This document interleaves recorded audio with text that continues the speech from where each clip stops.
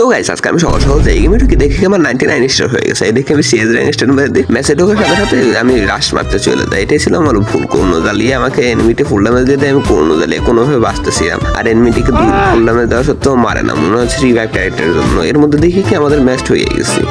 তারপরের ম্যাচের ফার্স্টেই আমি চলে যাই ফিল্ডে যাই, একটাকে ফুল ড্যামেজ দিই। ফুল ড্যামেজ দেওয়ার কারণে এনিমিটা পালাইতেছিল, আমি ডাউন করে দিই। এর মধ্যে দেখি কি আমাকে কোথা থেকে যেন এনিমি এসে মারা দিছে।